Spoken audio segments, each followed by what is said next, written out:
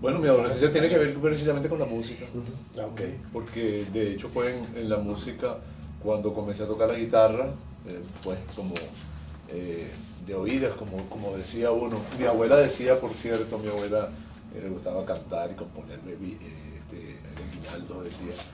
Canto por fantasía, dice. Yo toco guitarra por fantasía, empezando a hacer por fantasía lo que hoy día llama guataca, ¿no? Y después de eso, sí, entre 14 y 15 años empecé a estudiar música en la Escuela de Música Prudencio Sáenz. O sea, que siempre tuviste un acercamiento, pero tuviste a alguien que te haya influenciado en tu familia. Mi abuela, mi abuela. Mi abuela, invidente, gustaba componer aguinaldos y tocaba, como decía ella, guitarra, pero guitarra la grande, Okay. no cuatro.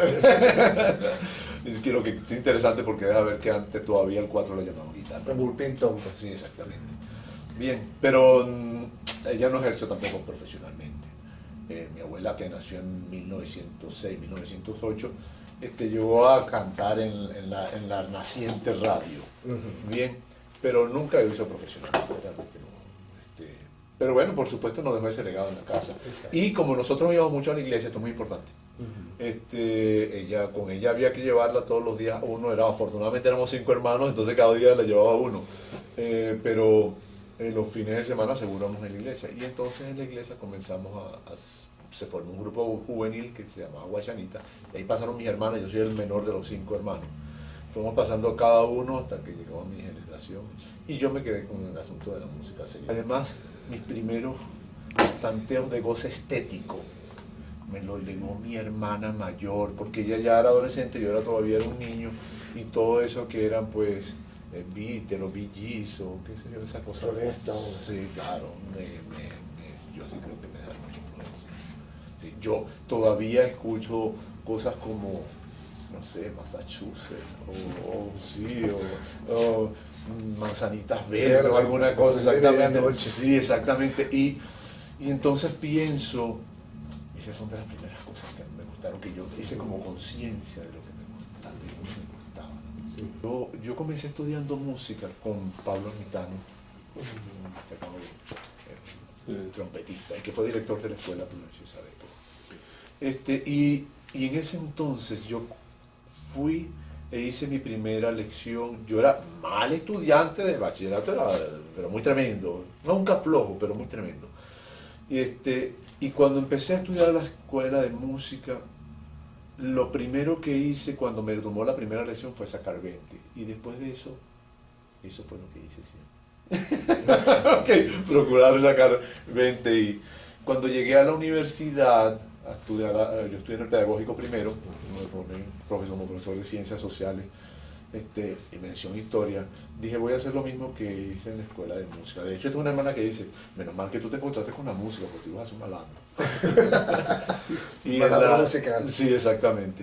Y ahí hice lo mismo y empecé a estudiar con mucho, fue un momento muy, muy, muy especial, de mucha entrega con el conocimiento. La verdad, cuando estudié, yo diría que místico, a pesar de que no estudiaba para ser sacerdote, fue un momento místico, la verdad, con el conocimiento. Tanto que a veces me sentía tan bien que tenía como que parar un momentico para agradecer a la vida por lo que estaba sintiendo. Bien, y yo me gradué en el pedagógico en Ciencias Sociales, Mención Historia, con un promedio de 9,63 sobre 10. Yo fui el primero de mi promoción. Aprendí a amar el conocimiento. Inmediatamente de ahí paso al siguiente punto que me estás preguntando. Empecé a estudiar en la maestría en Historia de Venezuela en UCAP, donde me gradué también. Allá tuve un excelente amigo que apenas llegamos, hicimos contacto, era el director de ese momento justamente de la maestría en Historia del Instituto de Investigaciones Históricas de la UCAP, que fue el padre Germán González. Estupenda persona que encontré en mi vida.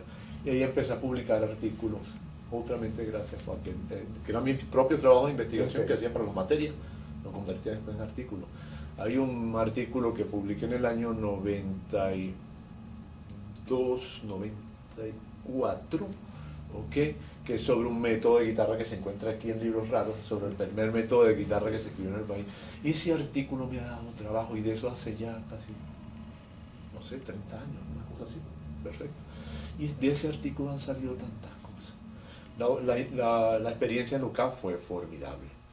Justamente antes de terminar la maestría comencé en la Universidad Central como como profesor, primero contratado, después hice, entré, concursé, y en medio de lo que cuando uno comienza ahí, que se llama que es instructor, que es el primer escalafón que tiene un profesor antes de hacer su primer ascenso dentro de la carrera universitaria, ya había sido jefe del departamento y coordinador de la maestría, porque quienes estaban a cargo, que era Juan Francisco Sáenz y María Ángeles Palacio, se habían ido del país por primera vez.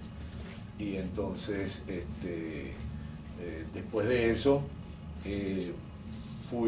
comencé mi carrera de ascensos en la universidad, de medio tiempo que inicié, después fui tiempo completo, me hice director de la Escuela de Artes y así fui de dedicación exclusiva, y después fui coordinador de extensión en la misma facultad y después coordinador académico e incluso decano encargado. Bien, recién me jubilé a partir de enero como profesor titular. Yo hice todos mis ascensos, y estos libros que tú ves por aquí son justamente fruto de ello. Y bueno, pues haciendo mi carrera en la universidad, hice mi doctorado en humanidades, cuya tesis enriquecida quiero publicar en cualquier momento, y hasta ahorita estoy haciendo índices y cosas de esos detallitos. ¿Sobre qué? Se llama precisamente el pensamiento musical en Caracas, desde principios del siglo XVIII hasta principios del siglo XX. Mejor dicho, acompañando mi carrera de profesor de historia, cuando empecé a estudiar, estudiaba también música, ¿no? Y estudié guitarra clásica, y luego dirección coral, como tú bien lo leíste. Entonces, claro, tenía como 2 novias o 2 esposas, y eso es complicado. Sí, entonces lo que hice fue que las fusioné las dos. Y efectivamente empecé a hacer historia de la música. Mi formación es como historiador por una parte. ¿Eso es lo que es un musicólogo? Bueno, la musicología implica más que eso, es lo que se llama musicología. Dentro de la musicología hay 2 grandes ramas, dentro de la división clásica de la musicología hay 2 grandes ramas. Sí, musicología histórica, donde me desempeño, ¿okay? Y musicología, nosotros llamamos en el departamento musicología general sistemática, es el nombre que le dan a esto, ¿okay? Y bueno, ¿de qué se ocupa? De áreas que, por cierto, al final terminan tocándose. Se ocupa de áreas como puede ser la psicología de la música, pero puede ser también el análisis musical. No obstante, cuando analizamos obras del pasado estamos haciendo un ejercicio de historia. Por eso es que estas divisiones son académicas, pero siempre en la práctica terminan quebrantándose. En mi departamento, son cosas que hacen los universitarios, pero en mi departamento hicimos forzados por razones administrativas, esta suerte de división, para evitar lo de musicología sistemática, la llamamos musicología general y después musicología histórica, y al final todos dábamos clase entre una y otra materia, porque termina siendo una cosa realmente muy quebrantable, necesariamente quebrantable. Bien. Repito, hay muchas áreas como pudieran ser la estética, como pudiera ser la filosofía del arte, al fin y al cabo, que uno pudiera entender que no son necesariamente históricas, pero baste que yo empiece a dar clases de estética, de historia de la estética, y entonces se convierte en una disciplina histórica, como en efecto lo hice. En la escuela de música, quien da estética siempre es una gran interrogante. Todos saben lo que pasa en historia de la música, o se dan una idea, todos saben lo que pasa en solfeo, todos saben lo que pasa en armonía, en contrapunto. En estética dice, depende del profesor que da. Pues Hugo Quintana, siguiendo a Fubini, Enrico Fubini, en el libro de Enrico, lo que hace es dar historia del pensamiento musical. Por cierto, en mi tesis está inspirada en eso, solo que yo lo pienso en Caracas. Digamos, lo venezolanicé, lo caraqueñicé. Sí. Así que es forzosamente una línea muy quebrantable, realmente muy quebrantable esto. Yo me dedico fundamentalmente a hacer historia de la música, a mi modo. Hay efectivamente musicólogos, gente que se ha dedicado a hacer la historia de la música que no es músico. Bueno, aquí hubo una persona que hizo un trabajo importante, que fue Mario Milasca Guzmán, de origen chileno, pero residenciado en Venezuela, y lamentablemente salió en una oportunidad justamente cuando, creo que fue cuando el Caracas o algo así, un avión que salió que venía de Cuba para acá. Bueno, él hizo trabajo sobre Teresa Carreño, hizo trabajo sobre el Coge Ilustrado, muy importantes. Él no era músico. Bien. Y la verdad que sus trabajos son trabajos muy respetables. Bien, pero obviamente... Claro que ayuda muchísimo, sí, sobre todo, y también depende del tipo digamos, del tipo de historia de la música que te dediques a hacer. Yo, como profesor de historia de la música, fue en el conservatorio durante muchos años, me interesaba la historia de la composición, bien, de los estilos de composición, de las técnicas de composición, de asuntos incluso de cómo se había desarrollado la orquestación. Cuando uno estudia la música clásica y estudia, cuando estudia música medieval, ¿en qué centras tu asunto? Bueno, en la monodia. Entonces tienes que entender un poco qué es la monodia. Y eso está hecho sobre los modos, y tienes que entender un poco qué son los modos. Y la notación musical evidentemente forma parte de eso. Entonces. Y cuando empiezas a estudiar los orígenes de la polifonía, tienes que entender qué es polifonía, tienes que entender cómo se casan unas líneas melódicas con otras y se acompañan unas con otras. Y cuando empiezas a estudiar polifonía debes entender la diferencia entre lo que es contrapunto imitativo, entre lo que es un canon. ¿Okay? Y cuando entras en el barroco, entonces empiezas a estudiar otras formas musicales. Tienes que entender que es una forma musical. Entonces, todo eso son elementos musicales que entienden perfectamente bien un músico. El surgimiento de la tonalidad, bien, supone entender qué es la tonalidad. Y por eso un historiador de la música que hable de la música del barroco, la música del barroco, algunos historiadores la llaman la época del continuo. Tienes que entender que en continuo. Yo he tenido la suerte, por cierto, porque como no solo me he dedicado a la guitarra, estudié guitarra, pero ahora me he dedicado a estudiar guitarras antiguas, entonces... Vihuela renacentista. Exactamente, ¿no? guitarra renacentista, guitarra barroca, teorba, bien, y guitarra clásico-romántica. Y entonces, por ejemplo, la teorba es un instrumento para hacer el continuo. Entonces, tú dices, si hay una cosa que representa muy bien lo que es el continuo, es una teorba, por ese montón de bordones que tiene, bien, y cuál es el papel que juega esto en el barroco. Pues a mí nada me lo ha enseñado mejor que haber interpretado esa música. ¿Bien? Siempre que he dicho, la Biblioteca Nacional es mi casa, y Libros Raros, que es donde más he trabajado, así como este, es mi cuarto. Sí, nos consta. Sí. Entonces, claro, bueno, este es el sitio para investigar, este es evidentemente, nuestro repositorio más importante que tiene Venezuela, no solo el país, sino no todo Caracas, sino que tiene Venezuela, y eso es una cosa muy, muy importante. Pero a veces, pasa muy frecuentemente, que bueno, los compositores, por dar el ejemplo más emblemático, tienen esos archivos, bueno, cuando se mueren se quedan sus herederos, son sus familiares, es natural que sea así. Y a veces son personas que, queriendo protegerlos, más bien le hacen un favor, bien, hacen un flaco favor, porque en la medida en que lo protegen, pero no tienen conocimiento sobre eso, tampoco dan difusión. Exacto. Y en investigación, claro, no dan acceso a eso, entonces bueno, eso se está perdiendo, se está ocultando ahí, le está cayendo polvo encima, se lo está comiendo la ternita, y no hay quien esté trabajando eso para dar a difundir y dar a conocer la labor de ese compositor. Entonces, solo cuando esas cosas llegan a las bibliotecas nacionales, como es el de esto, como es el caso de la biblioteca de la Universidad Central de Venezuela, el CEDIAN, es cuando los investigadores pueden tener acceso ahí. Así que ahí está el primer problema, pero no es el único.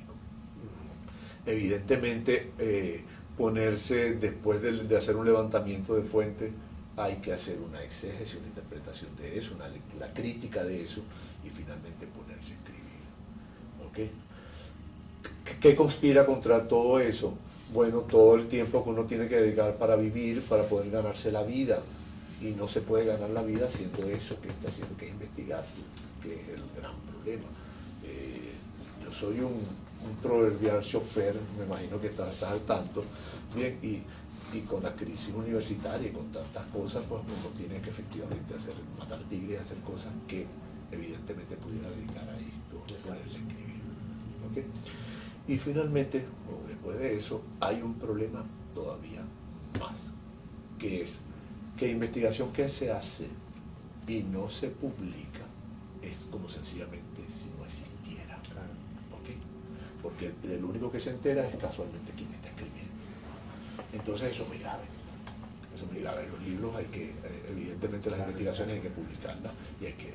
Afortunadamente en este momento existe la posibilidad que yo, por cierto me estoy contento con ella, de no hacer libros en papel, hacer libros en digital, y difúndase, y de eso no me ganaré una puya, pero no importa, pero que se difunda, y darnos cuenta que, bueno, la música venezolana es mucho más que la música llanera, ¿bien? Con la cual, por supuesto que forma parte, y la cual es importantísima, pero no es que simplificarnos con la música llanera y decir Venezuela, música llanera y Reinaldo Armas. sí, exactamente. Es más bien como hacen un daño, porque obviamente eso es simplificar mucho la música venezolana. Reinaldo Cero, Claro, que son, ¿no? claro, y además de eso está la música caraqueña, está el merengue caraqueño, y están los aguinaldos, y están las gaitas, por supuesto, que es música venezolana, que tiene una enorme difusión y comercialización, y está... El reggaetón. Sí, está todo, sí, nos guste o no nos guste, por cierto, que tenemos todo el derecho legítimo de que nos guste o no nos guste, pero indudablemente que la música venezolana es una cosa muchísimo, pero muchísimo más grande que el joropo. Sí, cuando pensamos que la música venezolana es solo la que hacen los compositores venezolanos, bien, también le hacemos un flaco favor a la historia. Calcaño dice en La ciudad y su música, que hay una edición que es mía y de un grandísimo respeto, considero al maestro que no conocí. Bien, ese libro lo he trabajado para atrás y para adelante. Bueno, pero cuando Calcaño dice, hay el octavo capítulo de su libro, creo que dice, una pausa, dice, así lo titula, una pausa de 10 años. Y habla justamente, ese es el capítulo que se ocupa, no es el octavo, es como el sexto por ahí. Y entonces él se ocupa de la época de los monagas. Entonces dice que en esa época la música tuvo un crecimiento. No obstante, cuando uno se pone a estudiar el periodo, resulta ser que ese es el periodo de la inauguración del Teatro Caracas, que es el primer teatro ad hoc que tiene la ciudad. Antes tuvo mucho, pero eran caserones que se convertían en teatro. Este fue un teatro hecho especialmente para eso, hecho por cierto por iniciativa privada. Eso es muy interesante. Bien, bueno, a partir de ese momento la ópera se sistematiza en Venezuela, así las temporadas de ópera. Entonces empiezan a venir aquí temporadas de ópera cada 2 o cada 1 año. Y cada vez que vienen se montan varios títulos. Bueno, resulta ser que ciertamente esas compañías de ópera, digamos, el elenco estelar, estaba constituido fundamentalmente por italianos o gente europeo. Pero resulta ser que los coros eran venezolanos, que la orquesta que sonaba era venezolana. A veces eran dirigidos incluso por directores venezolanos. Quien recibió eso fueron venezolanos. Quien lo criticó, quien lo aprobó, quien lo aplaudió, que no sé, eso constituye una época. El teatro era el espacio, ¿okay?, donde se congregaba más gente a ver y a escuchar música. Entonces, cuando Calcaño no toca ese punto y dice, bueno, los compositores como quisieron ver, y no toca ese otro punto, tú dices, estamos como que suprimiendo una cosa de la historia y nos estamos haciendo el flaco favor de decir la música decreció en esa época. No, también creció. Se hizo mucho repertorio extranjero dentro por venezolanos, y es una manera de apropiarse, de que el venezolano se apropie de ese pasado. Porque entonces, si no, estamos creyendo que música venezolana solamente es lo que hacen los compositores venezolanos, pero si es música foránea, pero hecha por intérpretes, bien, eso también tiene un rasgo de venezolanidad, porque la interpretación también. Claro, porque tú no puedes decir, bueno, y Alirio Díaz, que no es un compositor, ha sido un guitarrista, ¿ok? Bueno, no es venezolano, eso no es un valor nuestro también. Claro, Freddy Reina. Claro, y todos nuestros importantes violinistas, bueno, directores de orquesta, etcétera, todo. O sea, esos son valores nacionales que han tenido, sí, afortunadamente la suerte de tener una figuración internacional, y por eso hacen repertorio internacional también, pero no por eso dejan de ser un valor y una pieza clave en la historia de la música venezolana. ¿Okay? Creo que esas cosas hay que revisar. Sí. Es como que ver otra vez. Sí. Amargarse más. Sí, claro, sí. Complicarte más. Sí, y ver que la cosa es más amplia, sí, claro. Porque si lo simplificas mucho, que es a esta simplificación que tú aludías al principio, con la música llanera, que tú decías, bueno, eso no es solamente la música venezolana, no, eso es simplificar la cosa, eso es simplificarlo mucho. Sí, claro, así es más fácil. Por pildorita, bien, lo ponemos mucho más fácil, pero eso no es la verdad, ahí no termina el cuento, claro. La cosa es mucho más compleja. En particular de música tuve la suerte justamente de dar el taller de crítica musical, ¿no? Y era un poco justamente las cosas que hacíamos, decir, bueno, ¿qué es lo importante cuando uno va al cine, cuando uno va a un teatro? Que uno cuestione, que uno se pregunte, que uno no consumir solamente. No simplemente consumir y tú dices, mira, cualquier cosa que me montan, yo voy y lo repito y lo difundo y lo paso por ahí. Todo me gusta. Y todo me gusta. Bien. Creo que es importante. El asunto de la crítica es importante. Incluso conversarlo, hacer foros, este tipo de cosas vitales. Bien, discutir. Y además uno le hace un favor al arte. Cuando uno va a un concierto y sale de ahí, o al cine, y sale de ahí conversando y discutiendo las películas, viendo lo que le pareció bueno, positivo, lo que, mira, me están metiendo esto y no me estoy dando cuenta. Sí, hasta la parte técnica también, todo. Claro, todo, el punto de vista técnico, sí, todo.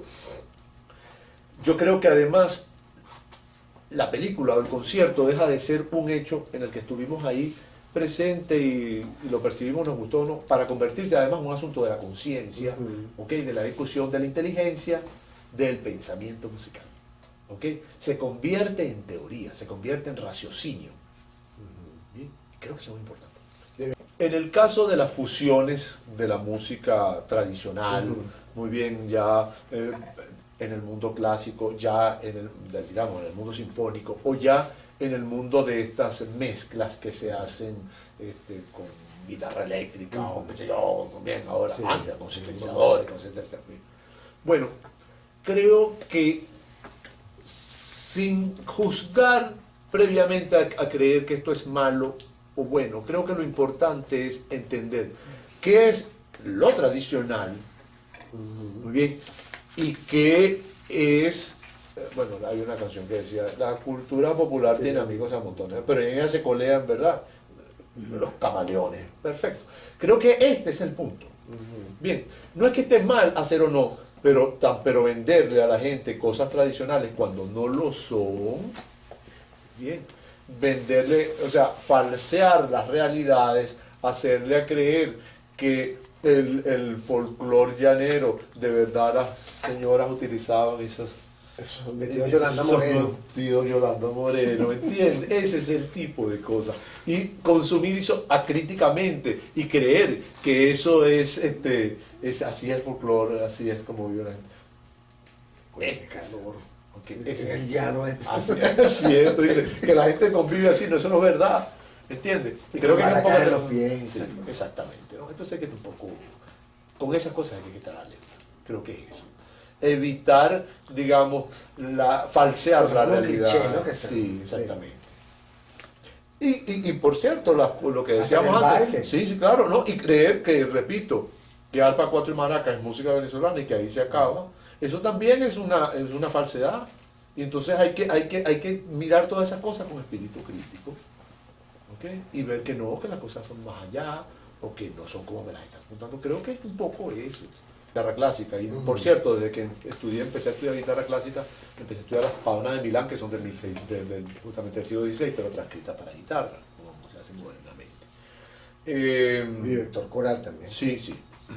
Entonces, yo empecé, cuando me metí más en serio, empecé a estudiar con Rubén Riera, bien, el hijo de Rodrigo Riera, que de hecho había estudiado en Europa, teorba y instrumentos antiguos.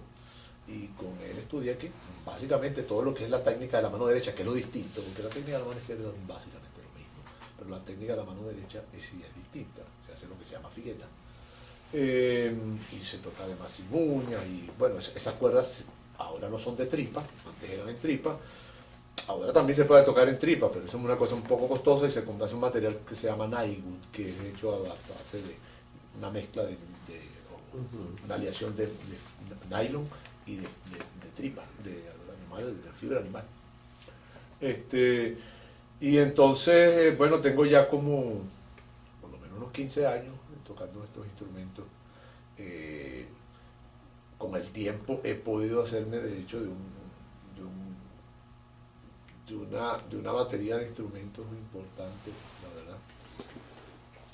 Me gustaría tener algunos, yo no sé si llamaba la suerte de la vida, pero y estoy haciendo música con ellos, efectivamente, sobre todo para canto y acompañamiento de estos instrumentos. Mucho. Yo siempre trato de asociarlo al mundo latinoamericano, porque no solo modernamente se ha hecho música, digamos en el barroco también se hizo música en Latinoamérica, en el siglo XIX, ya en México incluso desde el siglo XVI, pero en el resto de los países del siglo XVII, el siglo XVIII y el siglo XIX, y esos son los instrumentos que toco. Bien, es de hecho una manera de llegar todavía más al tema de la investigación, porque bueno, no solamente sabemos que hay música, sino que nos interesa ver cómo sonaba. Esa es un poco la idea, ¿no? Y difundirlo, que es lo que he dicho. Siempre hay que hacer, cuando se trata de investigaciones musicales, no basta solamente con conseguir la partitura y hablar de ella, sino bueno, la gente dice, bueno, hablando de una música que no escucho, entonces la idea es. Y tratar de hacerlo con sus instrumentos para que podamos aproximar, la aproximación a ese conocimiento sea todavía mayor. Es una forma de conocimiento, la verdad. Sí, en el año 2014, bueno, empezamos la crisis, fea, bien fea, que la cosa se puso bien, pero bien apretada, y en una oportunidad, hablando con un cuñado mío, estamos en diciembre, me acuerdo yo, sería diciembre de 2014, digamos, me dice, estamos hablando de sueldo, y me dice, yo no me acuerdo ni cuál fue el sueldo que le dije, pero, ¿tú ganas no sé cuánto? Sí, pero seguro, sí. Entonces, no puedo creer, pues sí, pues sí lo gano, sí lo gano. Bueno, yo te voy a decir una cosa, yo haciendo, porque no era Uber que se llamaba, en ese entonces todavía no era Uber, yo haciendo, sí, lo que hacía, le llama transporte ejecutivo. Yo haciendo transporte ejecutivo, que lo hacía, por cierto, para la empresa Abbott, que usaba un laboratorio, y lo que se hacía llevar los visitadores médicos, lo llevaba para aquello. Entonces, llevando esta gente... otro estatus, pues. Sí, sí. Bueno, tiene por lo menos la cosa que no es un pasajero que tú agarras en la calle y quién sabe si te vaya a saltar o qué va a pasar. Entonces, por lo menos tiene ese cuidado. Me estoy ganando tanto. Y yo, wow, si tú quieres. Y yo, que tengo una cosa en la vida, que siempre he hecho lo mismo, dice, yo aplico permanentemente una cosa que aprendí en el pedagógico, CTF, considere todos los factores. Yo lo consideré, la cosa se estaba dando que en una oportunidad me dijo, mira, vale, puedes llevar a fulano de tal. Dale. Llevé gente a Barinas, llevé gente a no sé dónde, y efectivamente, con solo llevar a una persona de aquí a Valencia, como dice César Miguel ahí, pues me hacía casi que el sueldo que me estaba pagando la universidad, o por lo menos medio de parte del sueldo, y me puse a hacerlo.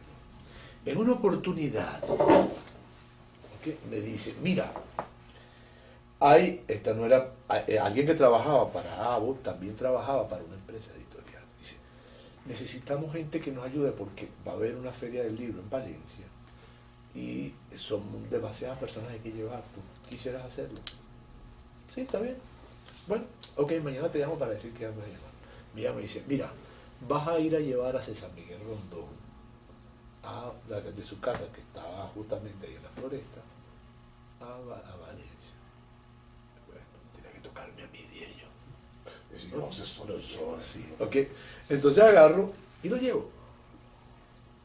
Como en su programa, en más de una oportunidad yo vi que presentaban a veces libros. Y dice, mira, un libro. Y dije, ay, chico, voy a agarrar y me voy a llevar este libro y se lo voy a regalar a un hombre para ver si podemos hacerlo en un programa, comentarle. Claro. Efectivamente, se monté en el carro, él iba a llevar, justamente como él lo cuenta, a su hija, que se llama Bárbara, ella tiene síndrome de Down. Entonces el libro se llamaba Yo soy Bárbara, soy especial. Y lo fue a llevar a él, a su hija y a su esposa, Floralicia. Entonces, bueno, esa parte ya la cuenta él. Exacto. Cuando se monta en el carro, yo me digo, oye, yo estaba leyendo un libro que es una tesis doctoral, por cierto, que se llama La guitarra española del siglo XVII. Claro, cuando el tipo ve ese libro, dice así, ¿Qué tipo de taxista? lee libros tan particulares, porque encima es un tema muy particular. Claro, ¿Okay? Sí. Entonces, no, bueno, aquí yo soy músico y me dedico a hacer esa música y tal. Yo, de hecho, yo soy profesor de la UCB y yo del departamento de musicología. Yo te traje un libro para que lo vieran. Ah, sí, hice la autografía y tal. Ok, muchas gracias. Bueno, eso fue algo así como un viernes. El lunes o el domingo estoy yo en el cine y entonces me cae una llamada. Cuando veo, me ha quedado el número de él, porque justamente así lo contacté, voy saliendo, estoy allá.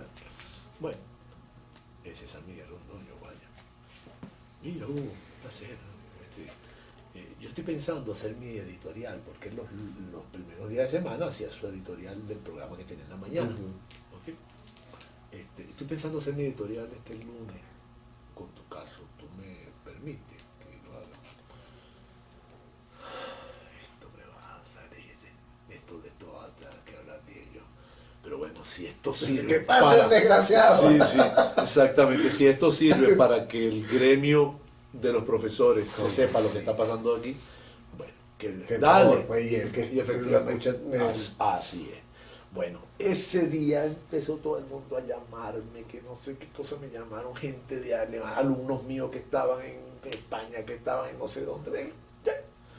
Bueno, pero el cuento no terminó ahí, porque eso es todo lo que te ha contado. Déjame contarte otra parte. Él, cuando terminaba el año, hacía un libro de todos los editoriales de todo el año. Me llaman a mi casa un día. Mire, que sabe, vamos a bautizar el libro de César Miguel Rondón y queremos que usted vaya. Entonces, bueno, está bien, te digo yo, ¿sabes? Y bueno, pues la verdad, no quería, porque esas cosas burocráticas, el flu, la cuestión. Bueno, exactamente, pero va caminando la semana y el jueves me vuelve a llamar. Mire, que queremos tener la certeza de que usted vaya, que no sé qué. Está bien, iré. Digo yo, me da pena. Bueno, cuando llego, lo saludo, hola, me acerco donde está. Por supuesto, la gente rodeándolo y tal. Estaba Padrón, estaba Miguel Otero Silva, Polito, tú sabes, el gentío ahí, porque fue en el BOD.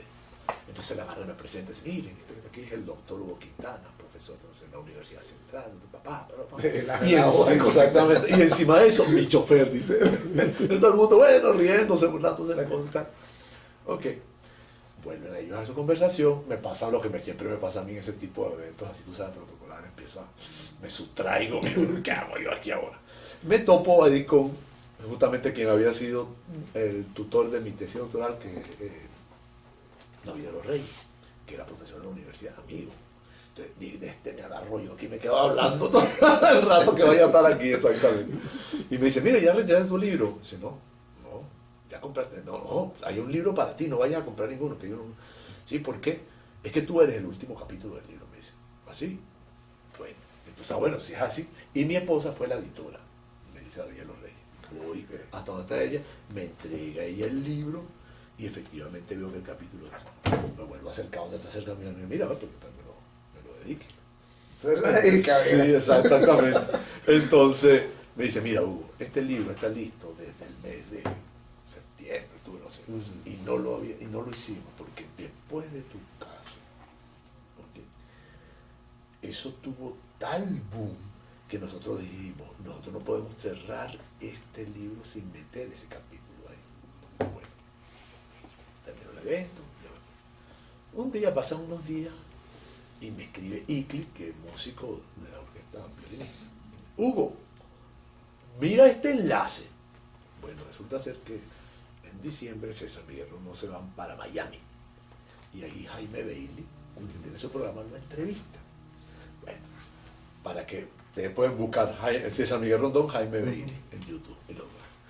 Y para que no tengan que escuchar todo el video, se ponen en los últimos 15 minutos. La primera parte del video, bueno, ¿cómo está Venezuela? Bien, de Venezuela, chavos, tú sabes, todo lo que era para ese momento tema. Después hablan de él, y finalmente, en los últimos 15 minutos, hablan del libro. Entonces, en el libro pasa esto comiquísimo. Yo leí el libro, le dice Jaime Bailey. bueno, pero en realidad quiero hablar del último capítulo. Y tú, Sí, bueno, toda la entrevista sobre el libro lo que hacen es hablar del currículo del chofer, así se llama el capítulo. sí, no, eso fue bueno. Sí, sí. Ya que está, pues. Sí. Y de vez en cuando efectivamente una cosa vuelve a salir.